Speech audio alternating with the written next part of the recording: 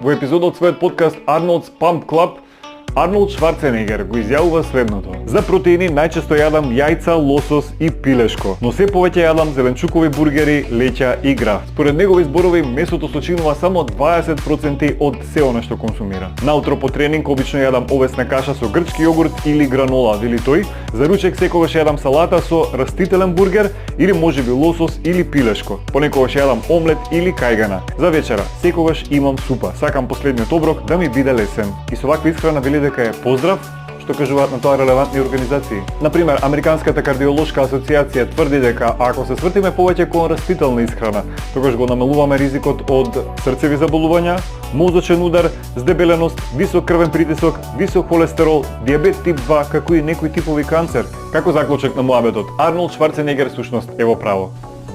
This man is totally insane. Секогаш кога можете, обидувајте се да консумирате што е можно